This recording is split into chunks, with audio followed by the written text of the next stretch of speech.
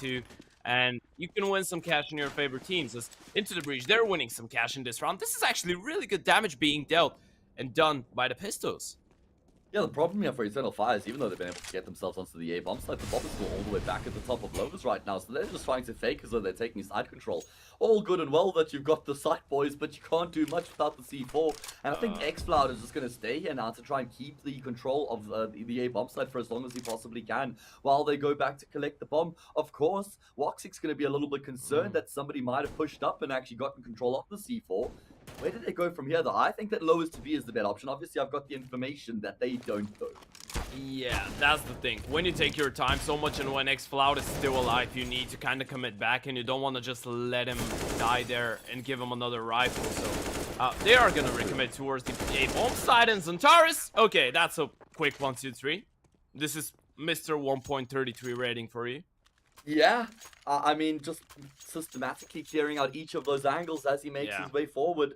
And maybe a little bit of nervousness there for Eternal Fire in the round. Well, that's been dealt with nicely by Zentaris. And you guys can see the code here for Skin Baron on your screen. Hope you caught the screenshot. If not, well, the VOD is being recorded live. Yeah, you can rewind that. You know, you pointed out how Eternal Fire made that second round, if I'm not mistaken, look really easy. They didn't do anything spectacular, just hit the shots. This is what we saw in this round as well. And this is true. Maybe the dangerous part about Eternal Fire, teams like them, their structure is really simple, but if it works out, it kind of gives you the vibe of them annihilating their opponents. It's still a high risk, high reward play, right? Obviously, we have teams like, if I had to give you an example from tier 1, let's say Complexity used to play like it when they were with BLUEJAYS. Right now, Astralis are playing like it. Is the style of just going for a lot of aggro fights, a lot of 1v1s, a lot of individual plays, a lot of contacts as well, not relying on your utility that much. But if it works out, then when you have good individuals, it looks like you're destroying your opponents. Yeah, I'm right there with you, man.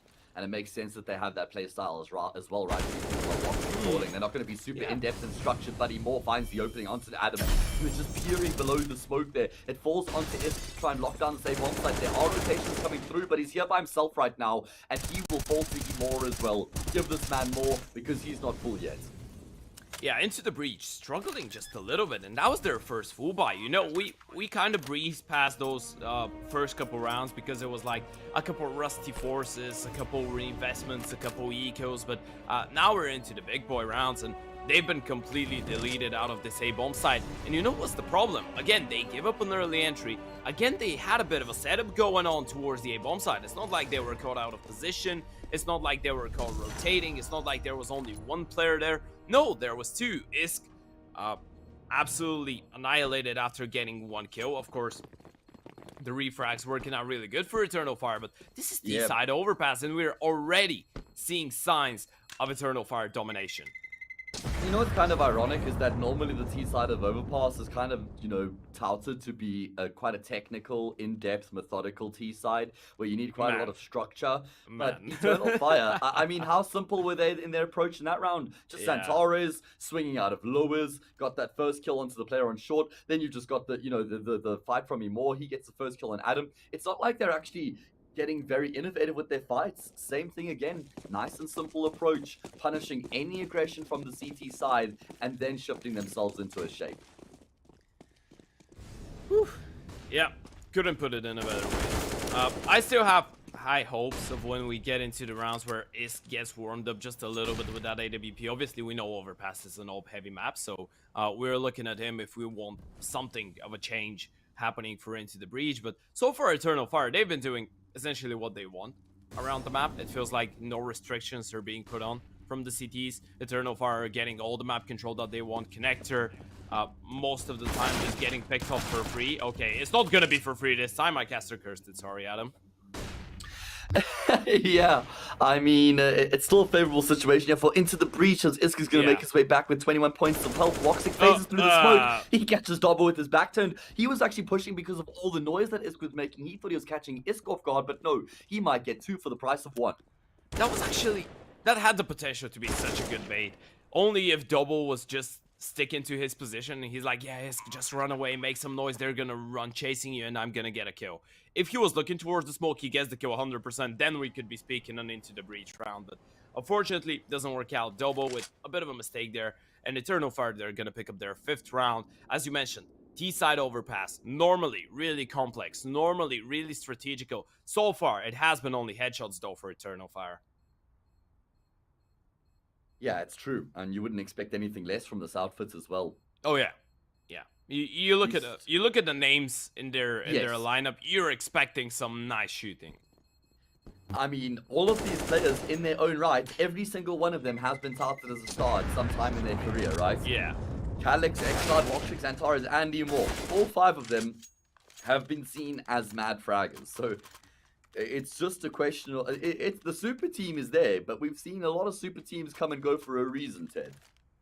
By the way, 2022 is really exciting, isn't it? We get... Oh my god. We got so many... Injected straight into my and veins. it's not even... I'm not even speaking international super teams, because if we go that deep, there's...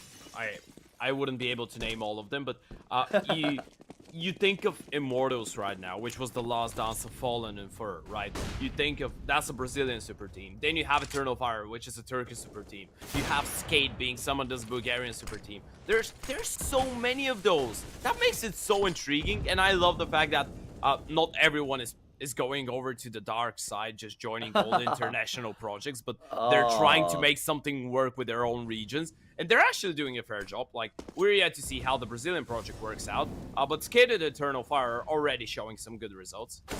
Oh, Adam needs to win this fight. He's got the luxury of the AK that he saved from the previous round, and he's lets it sing. And it will be first blood drawn here by the Into the Breach squad. Just going to quickly out on that point. Just Ted, if I could short the Last Dance project, I absolutely would. Like, I've got no hope at all in the world for that to be like a successful team. Unfortunately, man. Oh, come on. Opening up. I'm going to put that on record. Like, I don't even know if that team will make like top 20, let alone top 30, that kind of thing. I think they're going to struggle a lot. Sorry, just being honest. It's my opinion, mate. I understand why. I just love Fallen. We could go in more depth. It's not like I'm just going to like fire shots across the bow and not back them up, but we are here on the cast right now, so not really not going to be too podcasty, which I'm still roping you in for. Waiting for Pinnacle Winter Series 3 to end, and we'll have some more details on that. And in the meantime, it does look like Into the Breach should be getting around back here, Ted. I love that from Adam. He's been so proactive around the map. I think he felt that his teammates are struggling just a little bit. You can see last time around, he had that double kill with the 5-7 towards Con. Now again, getting a kill, pushing all the way, getting all the information. This play is so tunnel vision from Eternal Fire. They have nowhere to go. Oh my god, beautiful second frag for Adam. Finally, he's been taken out of the round, but the damage is done. Not just going to come through in time here. Xantares has to keep his planter alive. It's Xcloud who punches in the digits, but he's not going to be able to find Thrawn the sight.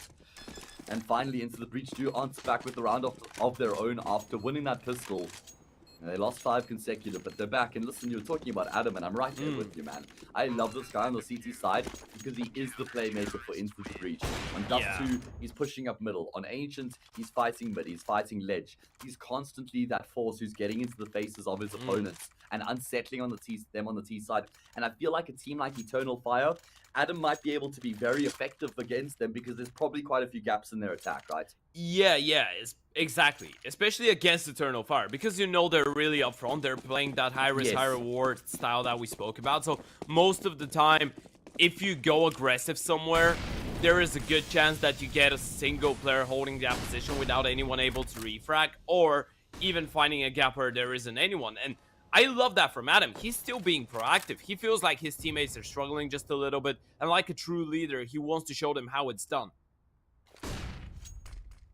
Yeah, exactly. Putting his body on the line, taking the responsibility. Yeah. And I know the scoreboard is going to give him only 2 kills for the last round, but I'm going to give him all 5. He won that round for them. Yeah, that's true. You're right. That's why impact kills are so important, right? It's not just about statistics. You need to employ the eye test, as we do see Xantares edging his way forward. Look at Dobo playing behind the sandbags right now, but Xantares actually spotted one towards barrels and one towards the ramp, so he's got the information as to where the 2 players are located right now. Yeah, that's gonna force them back. Eternal Fire get denied of an entry, and I like that from Dobo. Just fire a couple shots. If you get an insta headshot, perfect. If you don't, just fall back. Cypher is still ready to shoot Woxic in the back, and these are the gaps that we spoke about. Eternal Fire, when they try to arrive at a bomb site, they're so tunnel vision, they just forget about their backs. Yeah, good nade damage done there as well. Eternal Fire going to be feeling the pain right now as they try and close the gap in towards this B-bomb side. The rotations have come through thick and fast as well. I don't think the CT side will be able to deny the plant, but they definitely have a good shot at the retake here. HE grenade. Oh, that's going to just finish off Calyx. Maximum damage comes through. It's only Xantares and Xcloud left remaining. Now we're seeing Cypher getting warmed up, and that's going to leave X with the AWP on 1v4. Surely not the weapon we're used to seeing him with, and this could be the save for him. Just make sure you... Woxic said something. Yeah. He's like, the Orpa, bro, maybe just... What do you think? What do you think you're doing? Who do you think you are? Just go and save the big brief for me. A bit of success here for the CT side, Tedo. Oh yeah, that was a really good hold. You know, them being really passive, and I feel like if for the first couple rounds into the breach thought, okay, you know what, we're just gonna be passive, we're gonna wait for them to come to us. Right now, they realized how tunnel vision these hits are from Eternal Fire, and they're like, you know, we can take just a little bit of freedom around the map. Connector has been a vital option for us. It has been a successful one as well, so let's continue embracing it. And Adam, you can see he's doing that. They are embracing the A-bomb side aggression. Oh, Xantares. Don't think he spotted him. No, he didn't. Adam, the angle. Might get overwhelmed. There's 2 players to swing. Oh, wait, what? There's no support for Xantares. Oh, God. It means Adam's been able to get the kill. Hasn't been able to get back to safety. Should get traded and is. Yeah, Xcloud not gonna let him escape. But Immer, he's in a really good spot, especially if they decide to push up Monster. If they go for the information, Immer might catch a bit of a timing there. And Cypher falling down, that means that into the breach, they need to push through Monster. This is a really tough round now. It's all on to Isk. He's all alone with the AWP. He needs to find a kill and stay alive. Absolutely. The problem is, look at the pushes coming through. Look at the bomb right now. Oh, no, it's happened again. Emo has got the kill onto Tadpole. Dobbo's going to spot the bomb though, but he doesn't know Calyx is coming through from lowers. He thinks he has the whole world in the palm of his hand, but it just gets snatched away from him. And it's only Isk left remaining. That's one of those moments you don't really believe your luck. Dobbo's just walking into T-spawn in the 2 versus 4, and he's like, wait, I have the bomb? It's a trap. You wouldn't believe that if you're outside of Face It, let me tell you that. But if you're in Face It, that happens in most of my games. But it's going to be a fairly flawless round for Eternal Fire. I mean, you still lose Xantares and Calyx in the process, but it did feel like you had the round under control for the biggest part of it. And that's going to put the money situation of Into the Breach in a really tough spot. I mean, yeah, you can have a really decent reinvestment. Isk is going to have the AWP again, rifles all over the board, but reset potential is up there. And when you're down 6-3 and you're on the CT side of Overpass and there is a potential for reset, well, that could become ugly really quickly. Yeah, I'm right there with you, Ted. I mean, you look at the fact that Eternal Fire win the round back immediately after losing 2, just to make sure that it's not like the CTs are building up too much momentum. They keep themselves in the driver's seat here, man. Like you say, potential for the reset, well, that would be devastating for Into the Breach. Yeah, it could. You know, I'm looking at Cypher. I'm expecting more. I know he had one good round. Oh, this is a massive kill. And as I'm speaking about him, Cypher picks up Calyx. But I'm looking into him. He is the star player. He is the the best performer into the breach lineup since the beginning of the year, right? And when I was looking at, okay, who can I put into a head-to-head against Xantares? It is Cypher, and we need him to perform. But so far, it has been just missed shots all over the board for Into the Breach. Oh man, big kill there from Dobbo to take down Emo. He just phased through the smoke. Somehow, Isk misses the no-scope. It does mean we're going to have a 2 versus 2 retake here, but both of these Eternal Fire players are fairly low. And it is going to be Woxic who misses a shot. Tadpole gets that kill. It's only Xantares left remaining. He's going to try and wrap around towards bathrooms. There is no smoke for him in play. There is a smoke in play for Into the Breach, however. And unfortunately, he's traded for the AK. Or traded the AK for the AWP, rather, which I actually don't think is the favorable weapon when you're trying to fire it into the smoke. He does, however, get the first shot onto Dobbo. It's going to be an HE grenade into the smoke, and then maybe he goes for the pistol shots. Unfortunately, he hasn't done any damage. He's going to have to pull the knife out. He's tapping Tadpole. He can hear the shots, but the defuse is completed in time. Tadpole will still end up falling. Oh my god, but they win the round and that's what matters. I swear the water guns that I used to play with when I was a child did more damage than that. Oh, that was painful to watch. He shot him like 7 times in the back. Yeah, and you could hear he heard he was getting the shots. Yeah. He's like, can you please die? Please. Oh my god. what a recovery from Into the Breach, man. I feel like there was so many things that went wrong for them in that round. They deserve to win it, especially speaking about Isk missing that no-scope on the player coming through the smoke. That was supposed to be an Into the Breach round most of the time. They just got really unfortunate. Yeah, I'm right there with you, man. I would have said something similar as well, actually. I mean, Emor was crazy to face with that smoke, and actually liked Xantares' decision-making because he knew Isk was towards the left side of bathrooms. After Isk got that kill on his teammate, he straight up charged into A because he had the inclination that maybe there's no one on the A side itself, and that's what gave them the chance. But right now, it's Cypher in towards Lowers, holding this aggressive angle. He will get the kill onto the star Xantares, but the trade comes through straight up afterwards. Look at Adam, though, continuing to rack up the miles on his Fitbit. Yep, X-Cloud is furious. He's got no idea what's hit him. But now that's gonna give them the information. Now Eternal Fire, because of that lost piece of map control, they need to commit back B, but Into the Breach, they have a really good setup running there. More edges his way forward. Gonna be bested by the MP9, even though he spotted him out first. Does a lot of damage, but loses his life. Now it's on Woxic and Calyx. Minus Calyx, it's only Woxic left remaining. While he does have the bomb, he doesn't have any health. Into the Breach, they've made this a one-round game here, Ted. Yeah, and this is the confidence that I like. Even Tadpole going for those peaks all of the time. You saw that he doesn't really give them the time to even use their grenades. I know there's a second perspective to this one. If he just peeks in and Woxic is holding with the AWP, he's a dead man. But I like the fact that he's trying to kind of make them feel like they're a little bit unsettled towards the B-bomb side, just make them feel uncomfortable. And now this has put Eternal Fire's economy in a really weird state, where they need to play with a double hero AK and with a couple pistols. And if you remember what game we were watching just a couple minutes ago, it felt like Eternal Fire's economy couldn't get past, and now it's just gone. Yeah, you're right. They've had to go for a bit of a half buy here. Couple hero AKs in play. It is Adam who's on the angle towards long, but oh my god, that's why we call it the Woxic peak, ladies and gentlemen. Not with the AWP. I believe that's what you call Xantares peak. I'm really sure. Yeah, you know what? You're right. That is the Xantares peak with the AK. The Woxic peak is snap one with the AWP. No way! He's just channeled his inner Xantares, man. This Have is they hilarious. swapped PCs? Are they at the boot camp and Xantares just climbed over because he had the AK? What's going on? He's just tearing off heads left, right, and center. The IGL says, guys, the strat is follow me. That's all you have to do. Follow me. Oh, Simon says headshot the first guy. Simon says headshot the second guy. Simon says make the third guy kick his monitor. Wow. Well, we might have a tech pause coming through after that one. They all got destroyed. Every single one of them just what's the absolutely decimated. What can you do? What can you do in that? No. What can you do? Right. What can you do? It's not even the 1v1s. Like, yeah, it is 1v1s. But you have a 3-man setup towards the A-bomb side. You have 3 people holding that. Woxic just peeks. They don't land a single hit on him. He's got 100 HP. He is the first one to face without a flash, without anything. This is the annoying part of playing against Eternal Fire, right? You're just holding your angles, you know it's pistols, you're not taking any chances, you're not playing too aggressive. Yes, you're giving him 1v1s, but are you really anticipating someone to land 3 clean headshots in that fashion?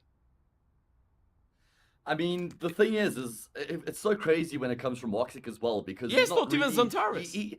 Yeah, the thing is that he's also like the guy you always want to have the AWP. He's kind of, historically, hasn't been amazing as a hybrid player, hasn't been as effective on the AK as he has on the AWP. So when you see him do nutty things like that, it's like, damn, bro, that is absolutely insane. Does look like there's enough cash for Into the Breach to buy up again, a scout and a couple rifles, but that was essentially an eco round they just lost to. Adam will get a kill, though, to open up the round. Yeah, that's a good recovery. Adam has been really successful in his early endeavors in the server, but they need to be careful. Cypher doubles up and doubles down. This is really crucial because they've lost Adam in the meantime, but still holding on to that man advantage. Isk only on a scout, could be a bit of a liability, but still being a threat for sure. There's still some time here for Eternal Fire to play with. They don't have to commit into the same bomb site. 2 players on either side of the map for Into the Breach. So they've just hedged their bets. They've split their odds. Double it doesn't look like Eternal Fire going to commit. Yeah, he has to get the kill here, and he does absolutely destroy Emor. What a nice peek. Isk is going to double up on the scout. There is the Medio being really effective here. Woxic not going to be as fortunate as in the last round with that AK-47 Into the Breach. A really good response. I love that. You pointed out they lost a round against the pistols and the 2 hero AKs. They fight back immediately. This is really important for their mentality overall.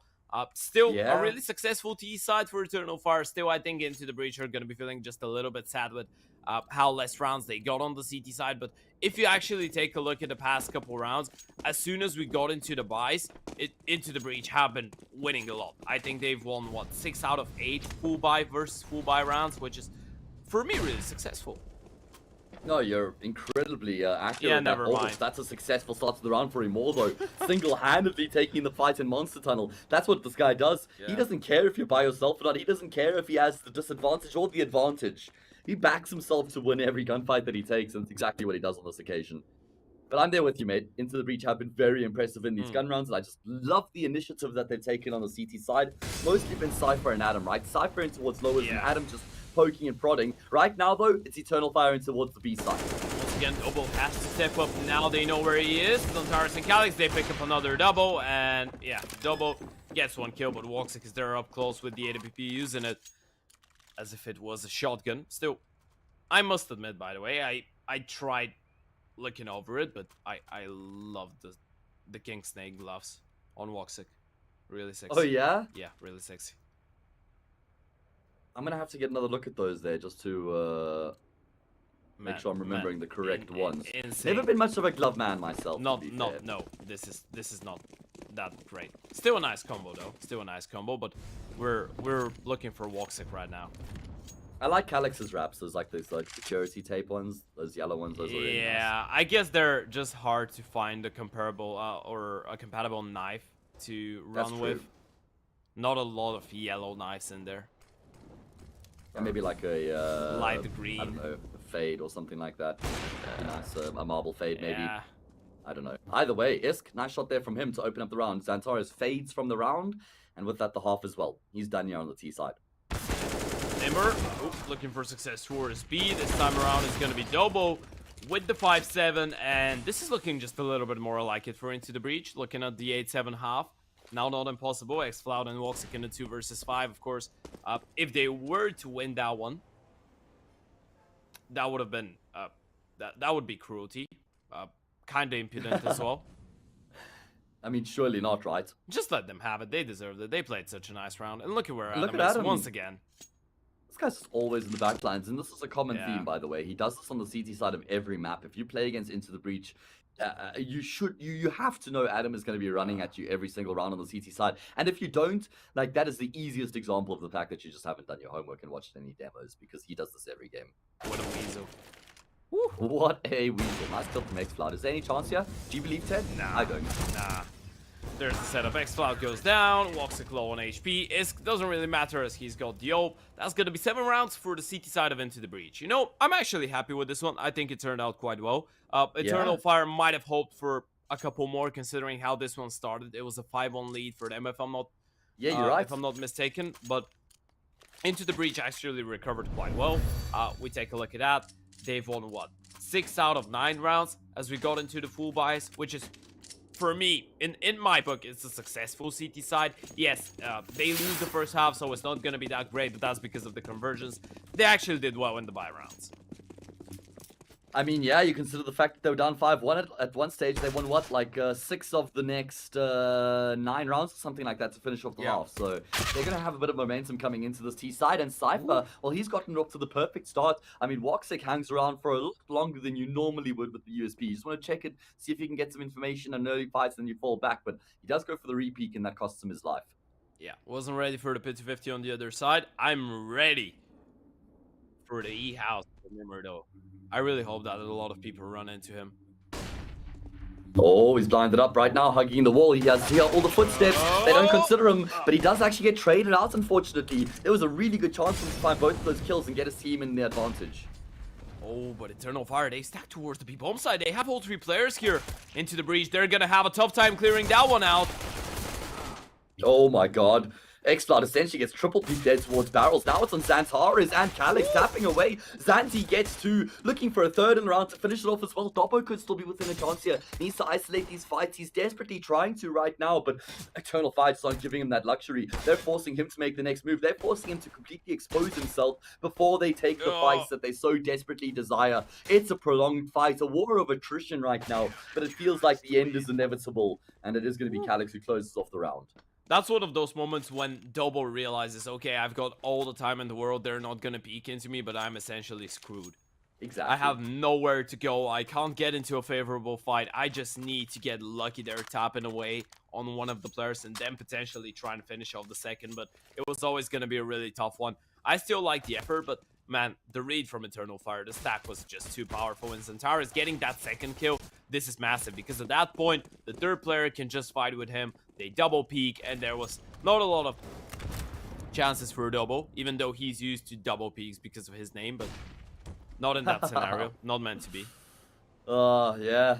I'm still waiting to make a joke, bro. I'm still waiting for him to get a double peek so I can, or a double kill so I can say that he doubles up and doubles down, but he just hasn't. He just hasn't. I mean, you've just revealed your material. You've shown us your hand here. You should never show your hand. I mean, now everyone's waiting for your punchline, Ted. I was gonna go with the Dobbo is a free elf, because you know maybe someone gives him a sock or something. I don't know. I see we got Cypher in the game. Maybe your co-caster Zephyr might get a bit confused if he was casting now, because I saw him talking about Valorant or something disgusting like that, and wanting to maybe play Valorant and cast. And, you know, Cypher, isn't that one of the agents says? We see a lineup from Zantara's. He gets Please three don't in the get round. me started. Don't get me started on the other game. Yeah, the You know, word. you know how we call it in the Bulgarian CS community. The bad game. Or... The bad game. Okay. Yeah. What are you doing? Bad I'm just playing the bad game. How do you say it in Bulgarian? You want me to say it in Bulgarian? Yeah. God, Surely you don't say it in English, right? Good to know. Yeah. I'm gonna take that back to South Africa, and I'm gonna be really cool. You wouldn't. It just sounds like I'm speaking Russian to you. Yeah, nice kill coming through from Calix. It looks like they will be able to keep 4 players alive. You'll even get 2 kills with that MP5 and upgrade to the M4A1S, making sure that they keep that rifle in play. And a nice start here for the CT side. Kind of feels like Eternal Fire just put a bit of distance between themselves and into the breach on their map pick. And they're kind of just pulling ahead now, right? Like, and they've got an anti-eco here as well. Like, this is where we kind of see them getting back into a position of comfort. Well, we spoke about Eternal Fire and potentially the reason that this lineup hasn't or hasn't been able to stay in the top 20, because for a moment there in 2022, they were in the top 30, even in the top 20. By the way, they qualified for the RMR yesterday, which was quite impressive, but still they got dropped out of the top 30 with today's update of the rankings. But still, they are a team that's really good on their CT sides because of all the individual skill we praised them for. Their T sides is where they are normally lacking, right? Because their T sides just rely on Zantara's and Nimmer getting those entries, and from time to time just having Woxic or X-Flout on the clutch. But their CT sides is where they're actually notorious for being really dangerous. Of course, pushing connector with a scout might not be the best idea every day of the week, but normally, thank you for ruining my point, Woxic. Normally, their CT sides is where they're really feeling it, because they can just stick to their positions, just hold and shoot heads. This is what they're good at. That's the easy part of the game for these guys. Yeah. No issue at all in just putting the colorful crosshair on their opponent's head and pressing mouse button 1. Right now, though, there's going to be a defense over towards the B bomb side. Did look like it got a little bit sticky at one point here in the round for Eternal Fire, but they're able to just bring things straight back into their favor. Zantara's will finish off the round as well. That was a 3 versus 4, but they don't even lose a single player thereafter. And now, we've got ourselves the full gun round of the second half coming through. The first one. Yeah, absolutely. By the way, taking a look at that on your screen, make sure you head over to Skin Baron and use that code. Of course, if you missed it, if you didn't take a screenshot, you can rewind. There is a bot in the channel, and get a bit of a nice bonus. Some pretty cool skins to be picked up, but some pretty cool rounds to be picked up for Into the Breach as well, and they need them. Yeah, obviously, this is the map pick of Eternal Fire. We know that. We know that. Potentially, we're just waiting for... Okay, I love that. It's become popular. Really nice way for them to find the opening pick. Calix also gets brought down low on the map. In the meantime, there's a fight towards those. Nice flashbang there from Calix. That enables Antares. And while there was actually a lot of damage done from Dobbo completely blinded up. Oh, wait, the bomb's going to get found here by Antares. Yeah, he's going to be able to get all the information. They're a man down right now into the breach, but the round is actually still doable when you consider the HP of Calyx and Centaurus. They're both really low, but the problem is the bomb. Like, who even goes back to find that C4? Because look at Cypher, he's still pushing in towards A right now, and neither of those players in water have displaced themselves yet either. Yeah, Adam, I suppose, is slowly but surely going to start making his way back, but Centaurus' position just makes useless everything that Into the Breach can do all around the map, right? Because eventually they're going to run out of time. Someone is going to have to run. Full W, they can't clear out their angles. That's going to be Adam. Yeah, Adam goes down. No way he's ready for Centaurus. Free kill, round over. Yeah, exactly.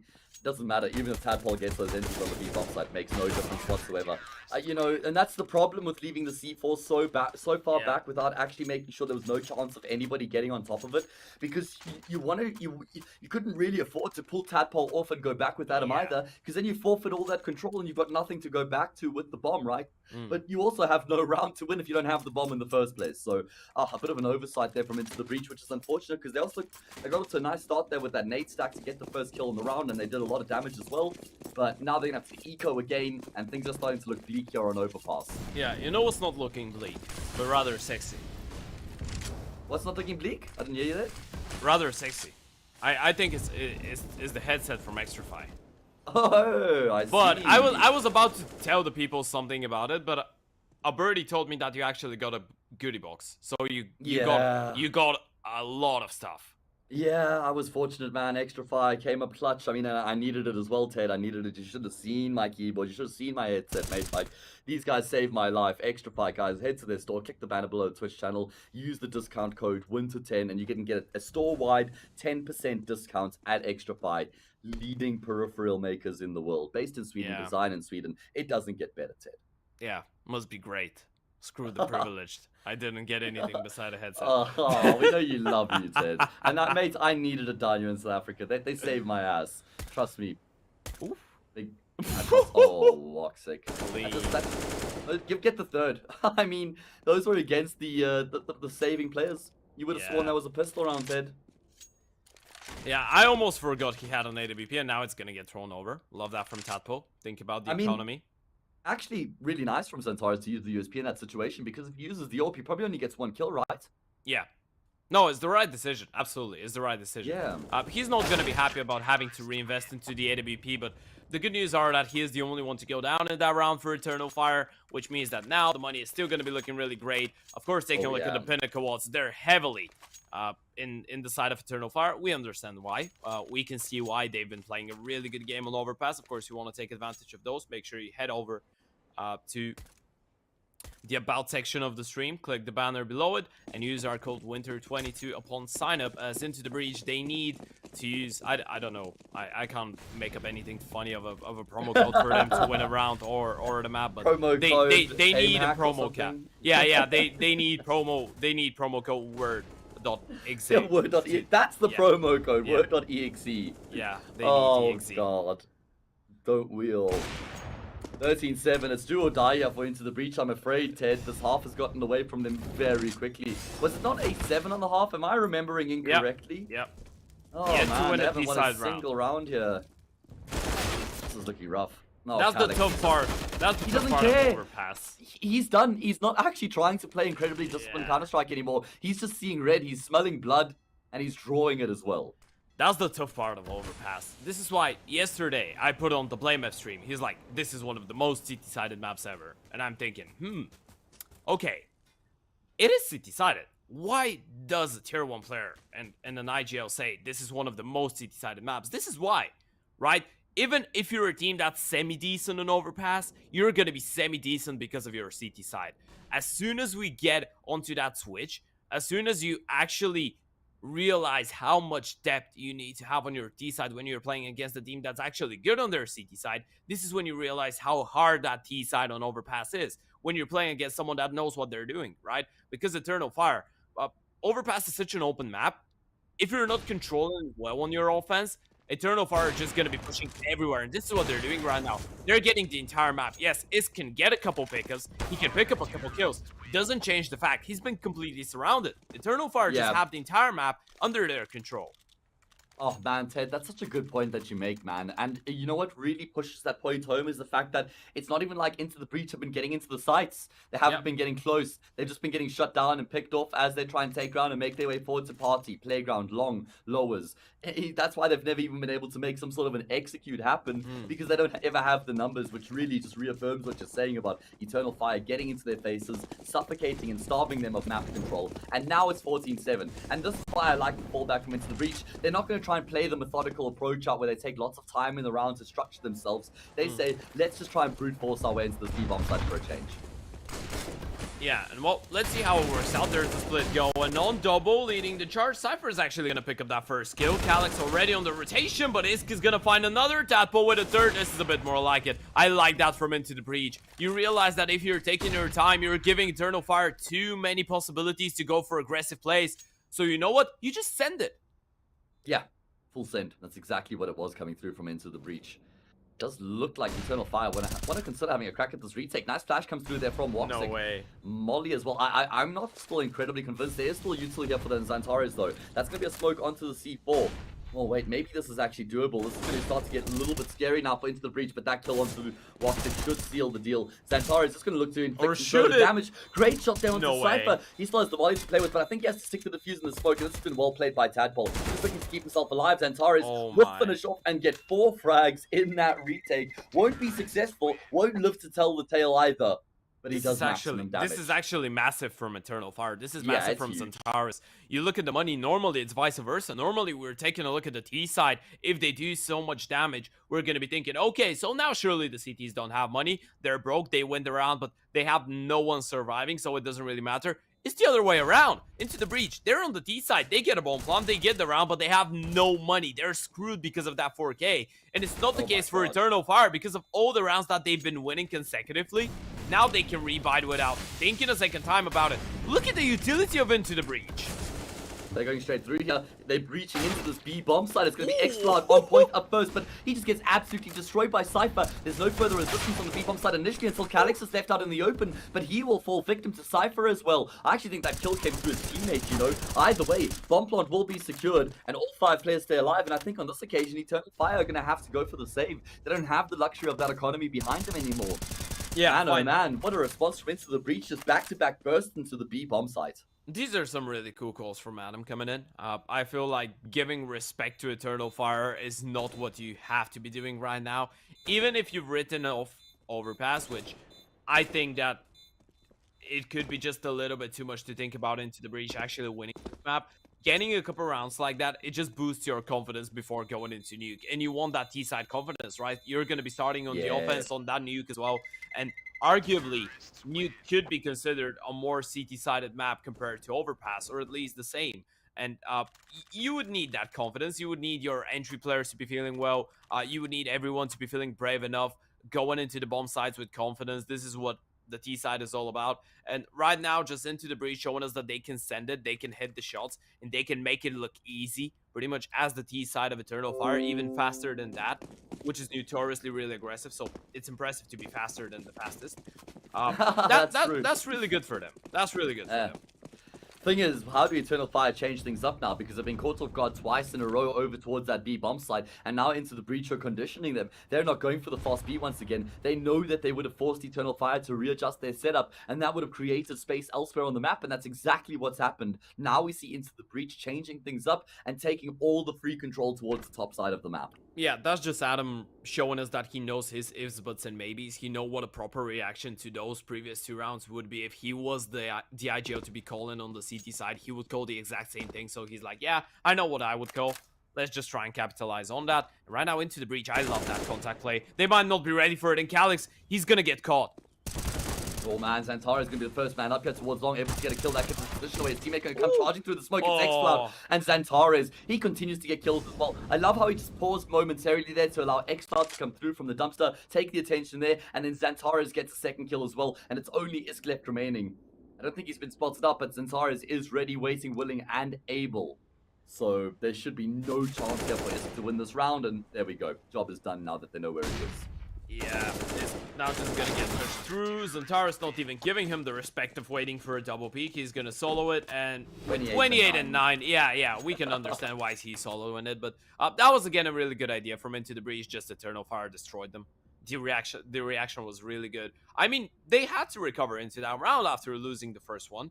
It felt like Into the Breach had an idea on what's going on. You saw the first player towards truck lining up a flash for long, so you had an idea that there was a second guy there.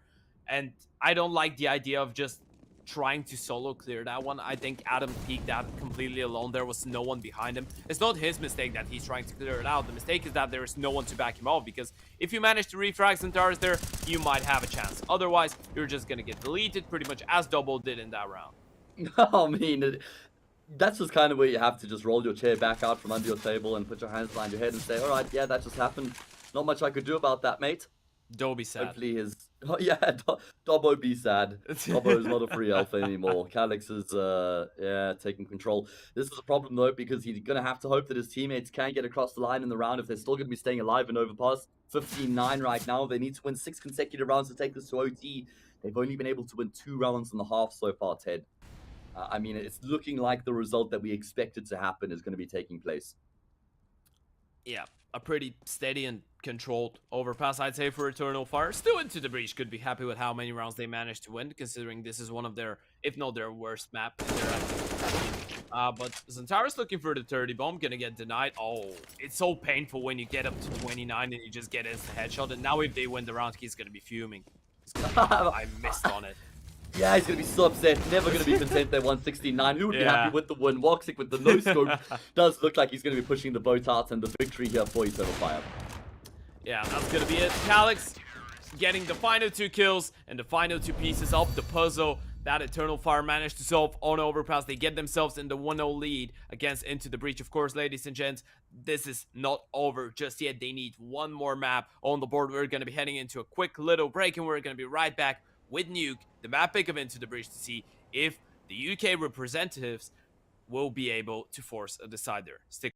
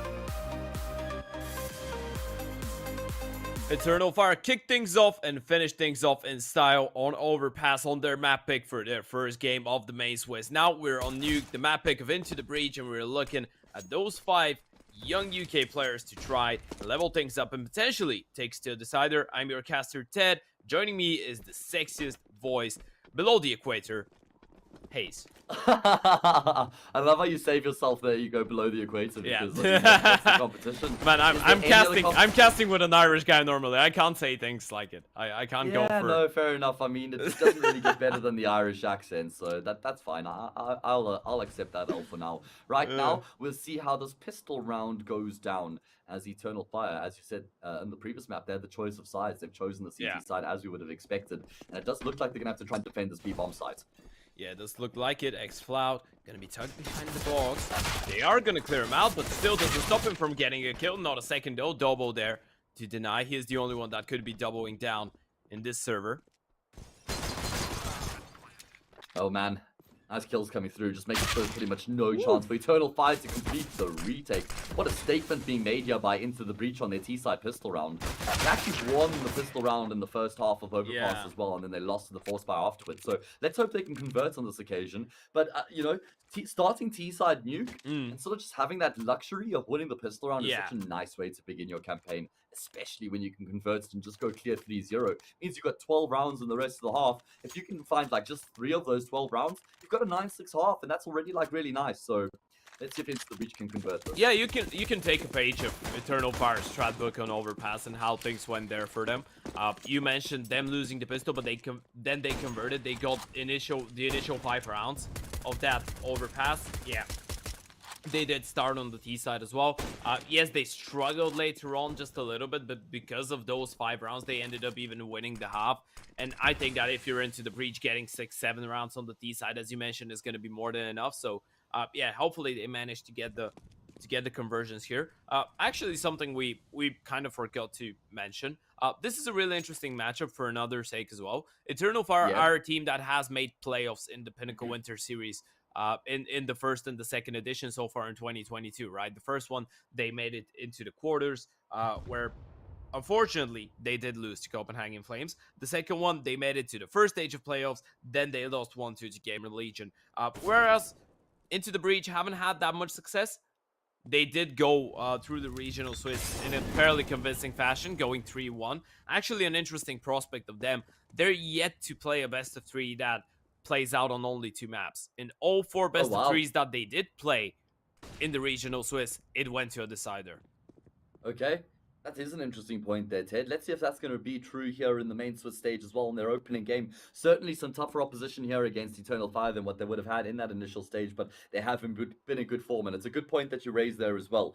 Look at Into the Breach. They've completely circumvented this B-bomb site. They're just waiting for the opportunity to pounce. However, there's 4 Eternal Fire players here as well. They should be more than ready, even though they're forced up to try and put some sort of a defense through here. Emo on the flank with the 5-7 gets 2 kills, picks up the AK-47. Can he deny the bomb once? This question. He's at least got the player off the plant, but he should fall. No.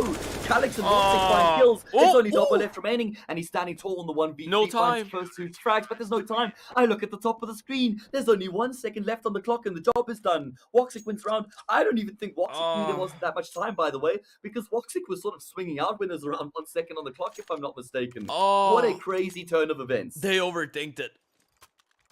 They overcomplicated it. Into the Breach, they had such a good idea. You said it. They were surrounding the B-bomb side. They have everything, but then they take their time just a little bit longer and not able to get the kills in the initial 5-7 seconds. That makes it really tough because Eternal Fire, they had so many players to rotate down the B-bomb side. And the Chaos was, well, the Chaos was their massive helper in this scenario. The Devil was your angel. Eternal Fire, they just tried to waste as much time as possible getting the kills. Of course, a massive play coming in from Immer with the 5-7 down the vent, getting the double kill, switching to the AK, not even able to convert to a third, but just making them waste even more time, denying the bomb plant and Into the Breach. In the end of the day, they just couldn't pick up the pieces. A really nice try there in the end from Dobo, but not meant to be. And well, yeah, you remember us speaking about the conversions and yeah, that's a good start on true. the T side. Yeah, you can forget about it.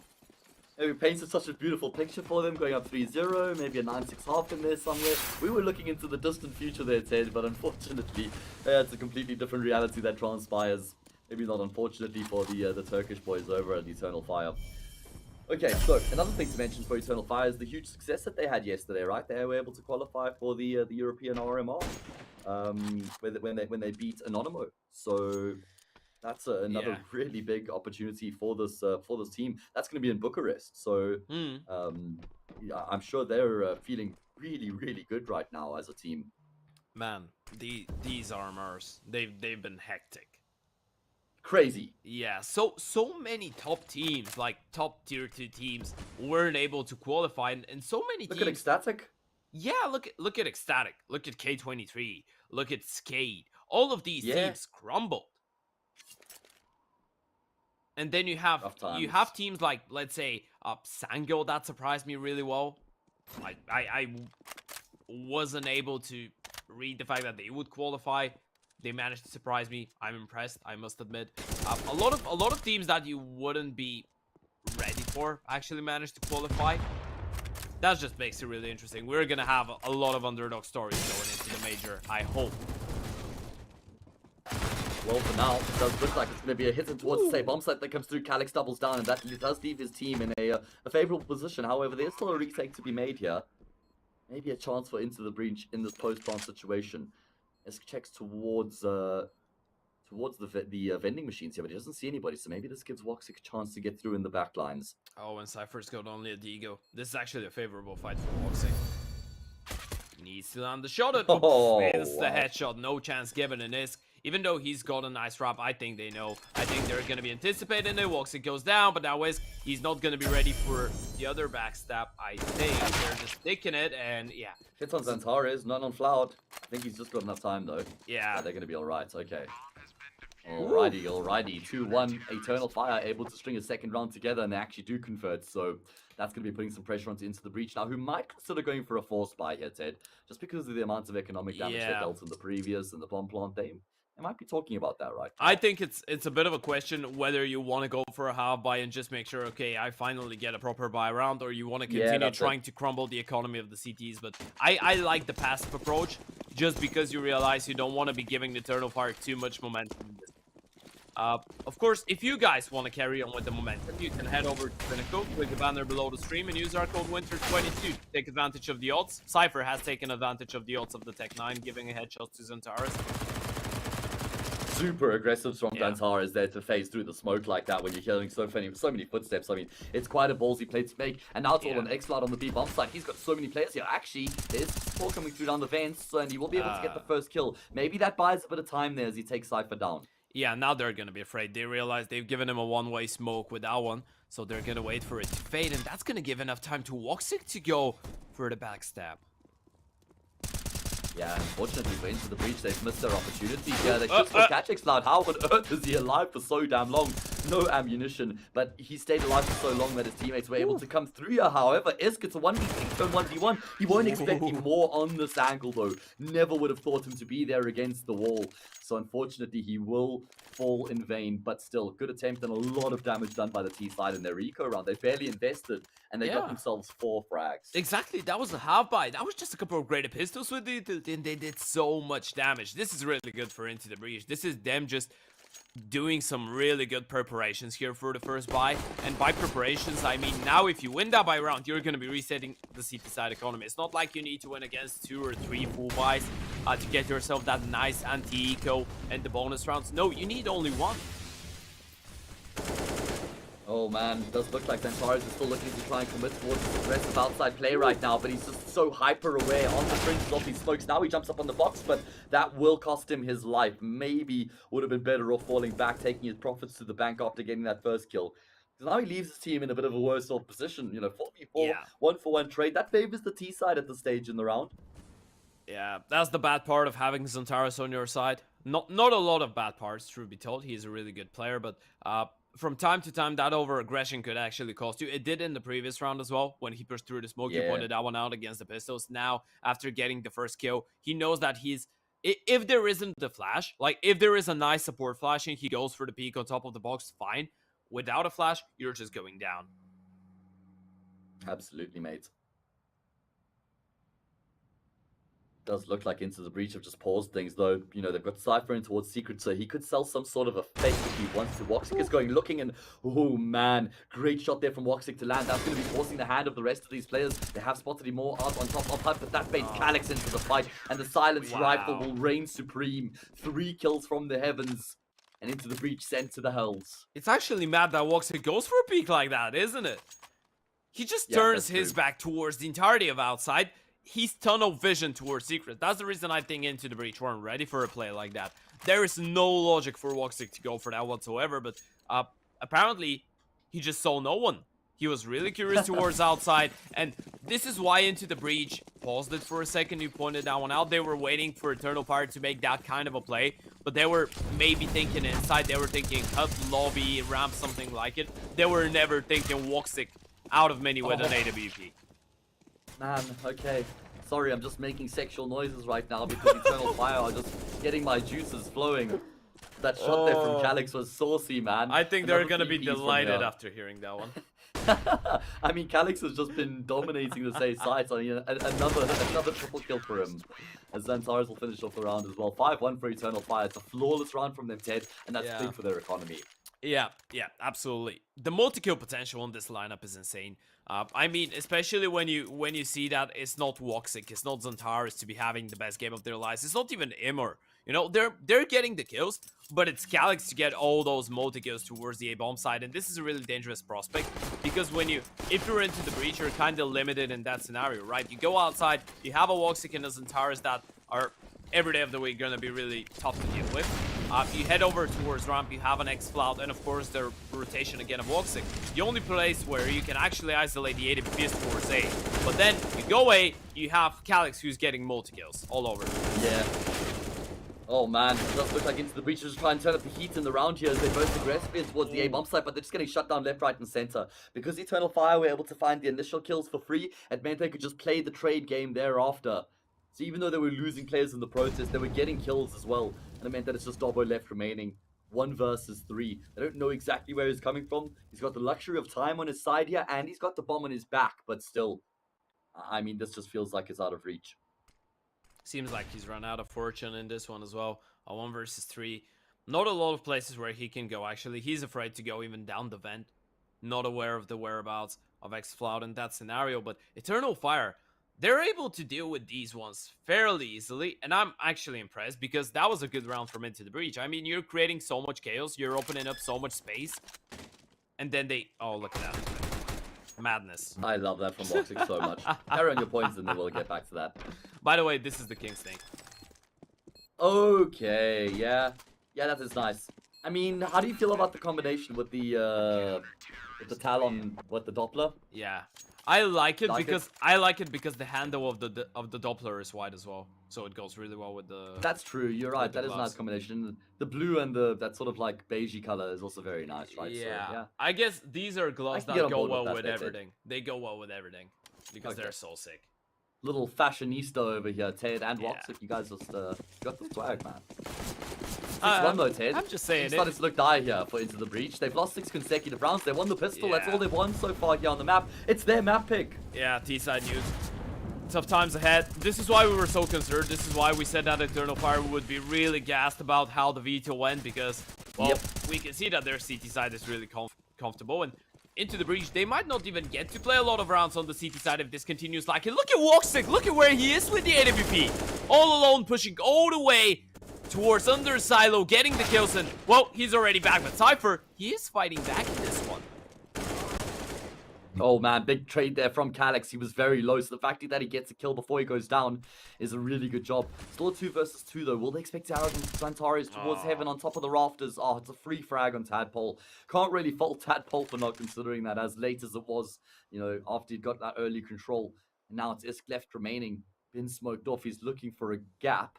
Oh, and look Problem is with the AWP, Ted, is as soon as he gets the first kill, the second is just going to swing on him to get the trade straight afterwards. Yeah, and Xantares, he's moved already. Isk, he needs to try and find the second player spot. The gun barrel lands the attack, not the kill, and that's going to cost him. X-Flout is going to finish it off. What an unfortunate play for Isk. he even sees the player. And you know this is perfect. You spoke about the swing, the potential swing from a second player. Xantares was actually too deep into heaven. He wasn't It's able true. to go for a swing. If he gets the kill onto X-Floud in that scenario, he actually gets a clean drop down the vent. He knows that Xantares was up heaven, so he knows that the fastest way that Xantares could be down the B-bomb side is towards ramp. So he gets a really good idea, a really good picture on the situation, and it's a very winnable 1v1. But in the end of the day, it's all ifs, buts, and maybes, but we're speaking absolutes, and the only absolute is Eternal Fire on 7 rounds here. Yeah, well said, Ted. That is the case right now. It's into the breach. They're going to have to go for an eco, and they're going to be breaching in towards Secret right now, charging their way through. Aggression has been the name of the game in a number of these rounds so far, and it's going to be the case here once again. At least they've been able to catch Xantares. That's an M4 in play, but there is still some rotations coming through towards the speed bomb site. Man, into the breach. They're just playing such fast-paced Counter-Strike in so many of these rounds so far on the T side. Blinken, you would have missed them. Bomb plot will be coming through, and Nimor will get caught off here as well. A chance in the round here for into the breach on their eco. Walks into the AWP is gonna force the player out of position. Doesn't miss the shot. A nice kill, but still Cypher to be found towards the B-bomb side. Adam now on the long rotation coming in from ramp, and he might actually catch Woxic off guard here. Calyx is gonna lose that fight. Surely this is the round. Adam doesn't spot him. Oh, Adam. Yeah, I have no idea how they're actually able to miss each other there. That's not Maybe 4x3. That's 2x1. Timing. 2x1. Oh my god, yeah, definitely some black bars coming in there. But Ted, what a way for Into the Breach to get back to winning ways. They've only won rounds with pistols so far here on Nuke. Yeah, a lot of the times when you see a team struggling that much, these pistol rounds are the thing to bail them out of the hole. And I hope that it works out for Into the Breach, because as you said, their T side so far has been high tempo, high paced. And I like it, I respect it, because you're not, it doesn't feel like they're second guessing themselves. It doesn't feel like they're overcomplicating stuff. They have a clear and a clean idea on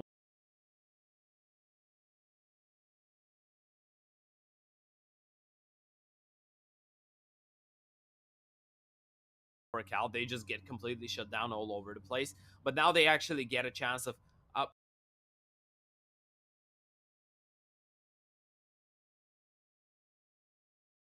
cementing a pretty decent first half. I mean, you look at the money on the side of Eternal Fire after winning, what, 7 rounds in a row, it's not looking perfect. You lose one, your money is in the bin. If Into the Breach manage to capitalize and finally win a buy versus buy round, they're going to be resetting that economy. And from that point on, when you go up to, let's say, 4 rounds because of the following up eco coming in of Eternal Fire, I feel like 4 or 5 rounds and the possibility to build up even more, essentially, could be what makes this one look fairly competitive. Yeah, there's definitely a way for Into the Breach to still get into this half and make something of it, make it, you know, competitive, make it close, and put some pressure onto Eternal Fire here. It is their map pick. Remember, shout out to our title partner Stream Cards, guys. Hover your cursor over the stream, the tab will appear on the right hand side. Click the tab, install the extension, and get in on the action. Xantares is in on the action. He doesn't even need to see his opponents. His bullets are just tracers. Heat-seeking missiles. He are not normal. Check his computer, please. And there, admins. And there, I thought Glaive's NVIDIA settings from 2018 have been forgotten and lost. Oh man, are you crazy? Do you think Fallen would ever forget the fact that those settings were as crazy as they were? I mean, you could even see it in all the interviews. He was always so passive aggressive about it. I loved it. Xantares could add another to the tally here as well. He's not done, mate. Well, now he is. I think that was one tap as well. Nice shot from Adam. Sounded like it. Yeah. Still the bomb is dropped, get dinked in the process though. So 1 for 1. AK trumps the M4. Shouldn't be a way for Into the Breach to win this round. Why is it just the pistols, Ted? Do you think it's just because they're not as concerned, so they play more aggressively type of thing, throw caution to the wind, and you know, just lets the shackles off a little bit? I guess this is aggressively anyway though. So yeah, this is a problem for a lot of teams from time to time. By the way, they're saving, so we're gonna have enough time to speak about it. But this is a bit of a problem because, you know, obviously nowadays with how tough some T sides are, you speak Nuke, you speak Ancient, even Overpass from time to time, and with how much thought and preparation people are putting into their T sides in every single round. Because before, back in the days, you could see people just practicing buy rounds, and then pistols would be just going with the flow, and anti-ecos as well, and ecos as well, just going for a random call, just make it out of the way. But now you want to get the best out of the situation with the percentage plays. You want to give yourselves the best chance. So every single team has those really good set pieces on the half-buys and the ecos that they can do damage with. And there's a lot of teams there is in the tier 2, tier 3 scene that are actually more dangerous with their pistols compared to the buy rounds, just because they have such interesting ideas and they're really good at creating chaos. But chaos doesn't work out when you're playing guns versus guns, because you're gonna be thinking about going for a crazy play. You don't want to throw your gun out of the window. You don't want to throw the buy round out of the window, so you're going to be just a little bit more anxious about it. And this is what's happening right now. Oh man, lots of damage done by Calix, but he won't be getting any kills on this occasion. Ymor gets one, but he's been traded. Successful initially here for Into the Beach, but they've taken a lot of damage, and those HE grenades coming through might be able to finish off a player. There we go. That will level the numbers back up, but still, a heavy advantage in the favor of Eternal Fire right now, in terms of the HP, and there we go. Adam will lose his life as well. That's going to compound the problems. No Santaris, what are you doing? He's been completely blinded up. He pivots 180 degrees, and he burns that player coming through the mouth smoke. Yeah. Now he just gets a kill with a flashbang, and that's gonna be it. Yeah. Okay. Through a wall. That was a nice way to finish it off. So okay, let me make sure I got that one right. Xantares just got a 3K, right? First one through a smoke, second one while being full flashed, third one through a wall. I mean, if anyone, it's Xantares. Yeah, explains why the ultra like it. Of course, ladies and gents, if you want to take advantage of those, make sure you click the banner below the stream. And you head over there, use our code WINTER22 upon sign up. Make sure you're betting in a responsible manner, and make sure that you're at least 18 years of age. Although you should be at least 18 if you're watching what Eternal Fire are doing to the breach right now, because this is unholy. Oh, should we put an age restriction on the stream, Ted? Is that what you're suggesting? You know what's the thing? You know what's the thing?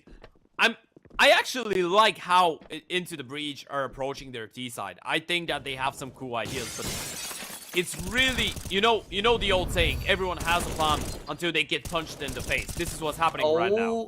Yeah, xCloud is punching them in the face. He's the only player who's been able to stay alive for the time being, though. Does more damage to Cypher, but he's lost his life in the process. It's the two heavy hitters who are left remaining. They've got 24 kills between the two of them, and he's 3 more hits to win the round. Xantares, a little bit of chip damage coming through, charging forward. Beast right now, in motion. He's going to have to clutch, though, because he's lost his teammate. Ooh. Okay, that was a good play from Misk. Just storming out, making sure that he tains the beast, at least for this one, puts him to sleep. And Eternal Fire actually not feeling that well with the money situation, so that's going to be a bit of a scrappy buy. And Into the Breach, realizing that, they're going to go for a tactical timeout. This is their way back, once again. They had one opportunity a couple rounds ago. We spoke about it. They got absolutely destroyed.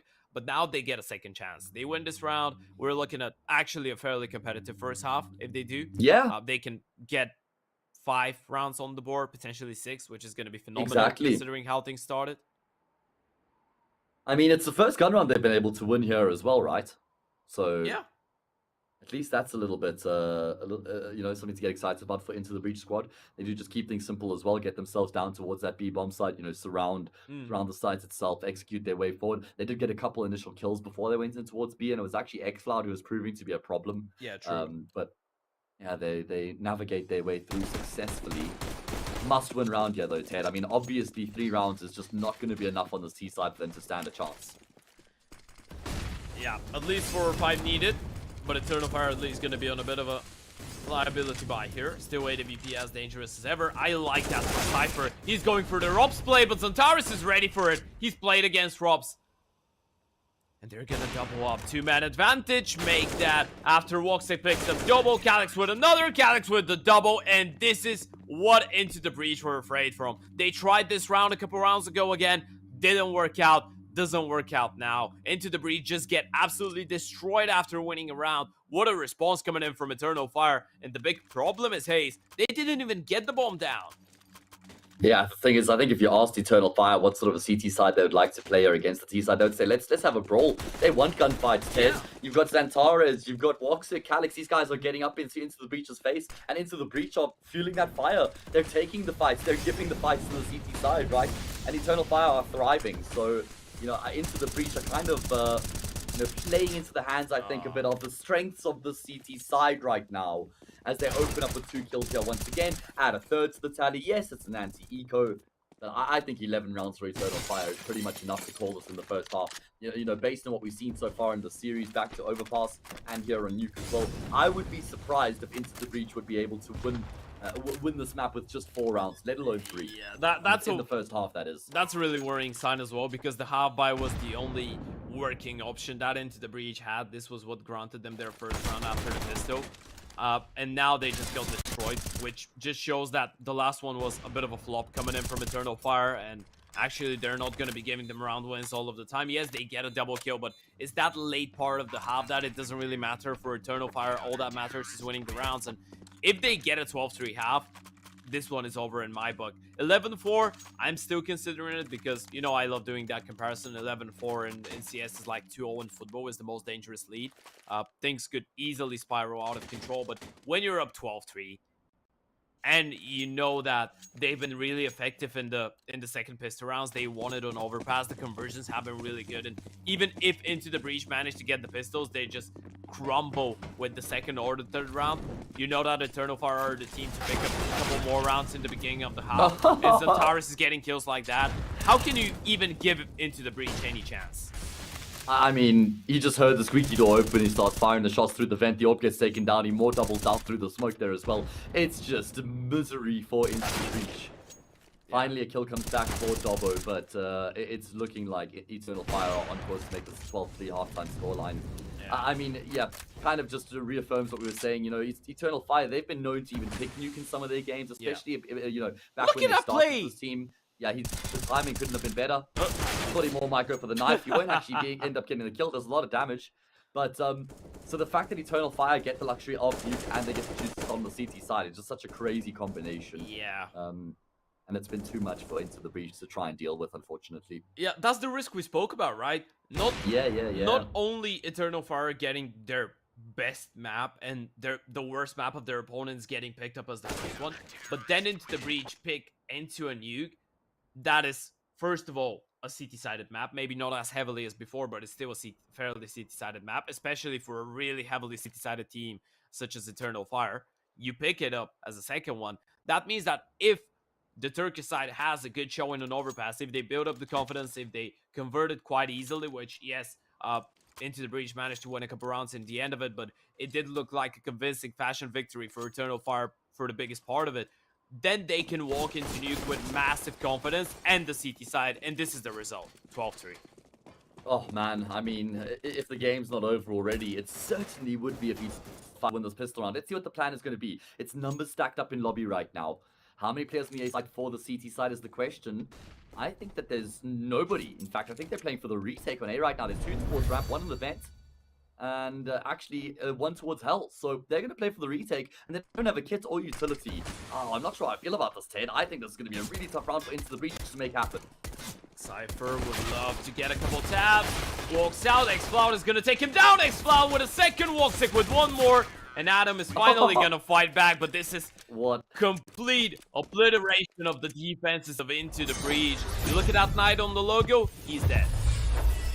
I'm not sure how I feel about that strategy, though, as I said, while the round is playing out. If you're going to play retake, you need at least some really sort of a plan. Approach. They had no utility to even aid their cause. At least you need a smoke and a flash. You know, you drop the smoke on Heaven, gives you that one way, you flash in, you take contact together. Like, they were just all retaking, you know, from different timings and all the rest. So, Eternal Fire make it look easy. So, Ted, I just want to use this round to talk a bit about the Eternal Fire team and try and ask some questions that I don't even know if you're going to be able to answer. But here's the thing, right? And maybe if we had a longer pregame, we could have gotten into this. We spoke a little bit about it. And it's the fact that they've just been changing players so frequently. If you think about it, initially, Xfloud was brought into the team after a number of other, what, Dougie Versus was a player that was mentioned. There's a few other players who had been mentioned and brought in and out of the team. Then Calix was supposed to be benched for a period of time, and they were supposed to be playing with a different roster. Then they announced that Xfloud was, they announced Mini a couple of weeks ago that he would be joining the team. They didn't say the active roster, so they didn't necessarily say it wouldn't be a 6-man team, but they announced Mini would be playing. But now Xfloud, who's, you know, officially, you know, tagged as the bench player on HLTV, he's been playing their past few games. So, like, this, does anybody really know, like, what sort of 5 they want to play with at the moment? Do you think they're just experimenting and trying to find the team? I think so. I think it's one of 2. It's either them trying to implement a 6-man roster, because obviously Mini has been signed to the CSGO roster, so we can't really say that is the case with bringing up someone from the academy. and then returning him back, because it's not like they just needed a stand-in. No, they signed up a completely new player, right? And I think they're just trying to explore right now. They're giving chances to Xflow, they're giving chances to Mini. They're trying to pick up the pieces. But truth be told, with the style that Eternal Fire are playing, with this hyper aggro style, it's really tough for a person to be the anchor and, of course, the lurker. Even so, on the D side, I think this is the toughest role in their team. And I believe that they're on the right path, because the other people were seeming to get used to their roles. I feel like everyone's doing their job quite well right now in Eternal Fire. Yeah. But there's still a lot of questions. Oh man, I mean, there's no questions in the game. Question number one. As... Guys, how is Calix down? And no one's going to be able to answer that. Nice spray transfer there from Casual to be able to get 2 kills. Unfortunately, his reign of terror is brought to a swift end as Xantares buries the Kalashnikov bullet in his brain, and it's only Cypher left remaining. Where are you putting your cameras? No, wrong game. Okay. It does look like it's 15-3 on the cards. You know, what a performance from Eternal Fire on their opponent's map pick. Yeah. Thing is, Into the Breach would have, you know, if they pick nuke regularly, which they do, they should be used to starting on the T side. They just play against a... Oh. That's so dirty. The thing is that Into the Breach just play against a different level of competition in general. Like, they're playing tier 4, tier 3 teams on nuke, while Eternal Fire used to playing tier 2, tier 3, you know? Yeah. So it's a different standard in general. Yeah, absolutely. And it's not even speaking so much team-wise, it's even individually-wise when you play against people from the level of Xantares, from Woxic. You can almost see how they're moving their crosshairs in a different way compared to other players that are lower tier than them. And you can just feel the difference. If you're in the server, you feel the difference when you're playing against a person like that, because you can't really whip even 1 or 2 bullets. If you get insta headshot, you're just getting insta headshot. It's not like you had a chance. Yeah, that's true. Right now, there might be a chance if they do get themselves a double kill towards outside. Xantares looking desperately to try and find that trade in response. It will be the molly that gets the kill. Woxic from the grave actually trades himself out, ironically. It does look like Isk should be able to get another kill from free here deep in the garage. Not at all being controlled by Xantares. He knows he has the scout though, so he has to connect on the headshot. Takes an extra second to make sure he lines it up.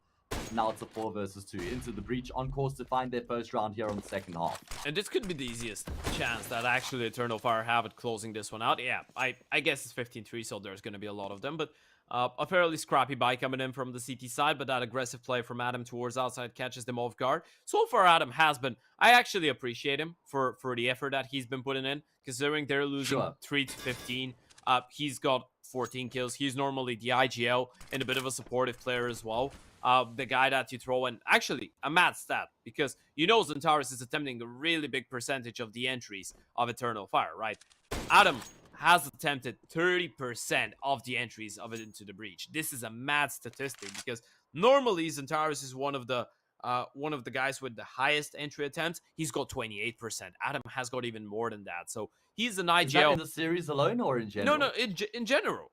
Okay, that is really high for Adam, because normally it's the AWPer who has the highest attempts on the opening kills, right? So the fact that Adam's doing that with the rifle, yeah, Xantares is as well with the rifle. And you don't really have a dedicated entry, right? Like, your dedicated entry is your IGL, and this is why I appreciate it, because you're it's like a bird from sky-ish approach, and we kind of absolutely overlook the fact that they just lost the 2v5. Wait, okay, no, they haven't. Okay. Oh, Ted, calm down for a second. You nearly threw my heart into an apoplexy or something. Either way, 15-3 becomes 15-4. Into the Breach, lives to see another day. I think the competition has stepped up a level from the regional Swiss stage to the main Swiss stage here, Ted. Yeah, but I guess you expect it.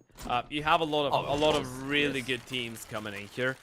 You have a lot of top 30 sides. Obviously, you have teams like Eternal Fire, like Wisla Krakow, like Apex, Camel Legion, Mouse NXT, Tricked, Skate, Endpoint, all coming in from the direct invites. And when you have teams like that, it's always gonna be tough. Especially you're looking at what, 5 teams that are right now in the top 30? No, even 6, if I'm not mistaken, out of those. Yeah, that's insane. Yeah, we have some highly competitive teams in the stage of the competition. It's a big round here as well. He more charges straight through, gets a kill, but does slow down. Is there any else on here? Yes, Cypher still forced back to the side. I try and have an impact, waiting for his teammates to come through. It's a bloodbath on the A-bomb side as Into the Breach are able to contain the aggression that comes through from Eternal Fire. Yeah, they're dealing the inevitable at this point, but we appreciate it. That's some really nice effort there. It just shows how close some of these rounds have been. You look at the kill distribution on the side of Into the Breach. Tadpole on 12, you have Adam on 14, 12 and 13 for Risk and Cypher, and you're losing 15-5. And it's not like everyone on the Eternal Fire side has 30 bomb, right? They're actually doing damage. Into the Breach have been doing damage. They've been finding kills, just not the rounds, but, well, too sad that this couldn't tell us the full story of the game. Well, this tells us the full story of the game. Immer on a scout. Yeah, let's see. I'm just gonna watch him tantalizingly. Sugar Peak from Garrett and but Antares go, oh man. How's he still able to go back and get that kill? I swear, Xantares is the master of that Desert Eagle. It just listens to him and follows his every move. Yeah, his mouse is just an extension of his head. Oh, absolutely. Oh, not even his head. He doesn't plug his mouse into his computer, he plugs it into his brain. Yeah. He just thinks, I'm gonna kill that guy, it happens. It's not even, you know, when someone is really good, you normally say the mouse is an extension of his hand, right? No, with Xantares, it's not like it. It's his head. Like, his brain thinks, okay, headshot that guy, he's dead. Headshot that guy, he's dead. I don't think he actually controls what's happening with his hand. He's just thinking about it. Oh, man. Yeah, he's just, you know, when it comes down to individual talents, Antares. Yeah. This is just, this is when an individually talented, like, because individually wise, he is tier 1. Mechanically wise, he is tier 1. This is how it looks like when a tier 1 player plays against a team like it. It's just individually you can see the difference. And it's not because Into the Breach are bad, it's not because they're not playing well or something like that. No, he's just that good. Yeah, he certainly is. And you can see how badly he wants to get back to the top and compete at the highest level again as well, right? Like, he's doing everything he can to try and get his team to that stage of the competition. As we do see Eternal Fire. One player posted outside, that's Calix in the local. 4 players going to be making their way in towards ramp. Dobbo does draw first blood. Nice snapshot headshot there from him with the AK. Now he falls back. That's going to bring Isk into the fray. Holding a bit of a passive angle, he realized maybe I need to be a little bit more cautious, and actually, he's lucky to be alive. Calix has missed a prime opportunity to get a kill back, and Isk now reigns supreme. Calix spots him out, uses the scope this time around and gets the kill. Isk going down on the op. That's going to open up some space. Isk didn't really spot Woxic, so they're not aware that there is any more players towards hell at this point. They're going to regress towards ramp, clear it out. Woxic, if he gets the timing right, I think he's been spotted. Surely he's been spotted. Yeah, Tadpole gets the kill. Cypher, he's looking for it. Yeah, they know Woxic is up there. He is the guy with the bomb as well, so X-Floud, he needs to make a play. Oh, look at that. What was that flash? I don't know. Either way, both of the kills come through. One apiece for Woxic and X-Floud. They're going to punch in the digits. Nice planche here for the Heaven player to play off. Dobbo has to get a kill here from Hunt. X-Cloud peeks it, doesn't see Dobbo, so might be a bit of a false sense of security with Dobbo tucked into that corner right now. Remember, guys, this is for the series if Eternal Fire win this round right here, right now. X-Cloud has the information as to Dobbo's positioning, and X-Cloud now has to clutch. Adam gets a kill from Heaven, but he will fall short of winning the round. 16-9, 16-6 rather. Eternal Fire, they dominate this best of 3 series and go up 1-0 in the main stage. Wow. Okay, well, we can say one thing. Eternal Fire, they deserve this one. GG's to Into the Breach. Yeah. They tried their best, but Eternal Fire, they played a really solid best of 3. This is the showing that we expected from them. This is the showing that we need to be seeing from a team that just qualified for the RMR yesterday, right? There has been a lot of questions surrounding Eternal Fire, and I don't think any of them are going to get answered after a game like that.